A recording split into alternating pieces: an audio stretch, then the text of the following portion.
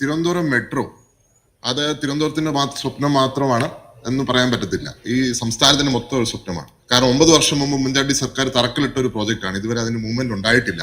വിഴിഞ്ഞം നമുക്ക് യാഥാർത്ഥ്യമാകുമ്പോൾ അതിൽ നിന്ന് ആൾക്കാർക്ക് യാത്ര ചെയ്യുവാനും ട്രിവാൻഡ്രം മെട്രോ അനിവാര്യമാണ്. അതിനെക്കുറിച്ച് എന്തെങ്കിലും അങ്ങക്ക് പറയാൻ സാധിക്കും?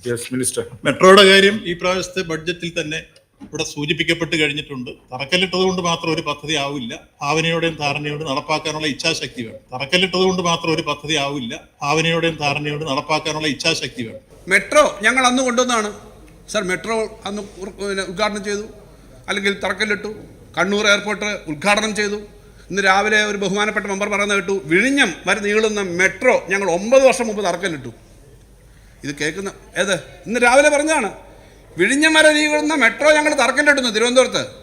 മുമ്പും പറഞ്ഞിട്ടില്ല. കണ്ണൂർ എയർപോർട്ടിൽ ഒരു ഹെലികോപ്റ്റർ ഇറക്കിയിട്ട് അവിടെ ഉദ്ഘാടനം ചെയ്തു. സാർ, കേരളത്തിൽ 100 സ്ഥലത്തെങ്കിലും ഹെലികോപ്റ്റർ ഇറക്കി ഉദ്ഘാടനം ചെയ്യാം. ഹെലികോപ്റ്റർ അല്ല, ചെറിയ ചെറിയ ചെറിയ ചെറിയ ഡിഫൻസിന്റെ ചെറിയ വിമാനം ഏത് സ്ഥലത്ത് ഡോർണിയറോ മറ്റോ ആണ്. ഡോർണിയർ എന്ന് പറയുന്ന ചെറിയ വിമാനം, ചെറിയ ഗ്രൗണ്ടിൽ ഇറക്കാവുന്നതാണ്. അതിറക്കി ഉദ്ഘാടനം ചെയ്തു. സാർ, അത് ഉദ്ഘാടനമാണെന്ന് പറഞ്ഞിട്ട് കാര്യമില്ല. ജനങ്ങൾ കാണുന്നു. ഇപ്പൊ കൊച്ചി മെട്രോയുടെ 2ാം ഘട്ടം നടപ്പിലാക്കുകയാണ്. അതിനകത്ത് കൂടുതൽ കാര്യങ്ങൾ നീട്ടുകയാണ്. തിരുവനന്തപുരം ഞങ്ങൾ അങ്ങനെ മുന്നോട്ട് കൊണ്ടുപോകും.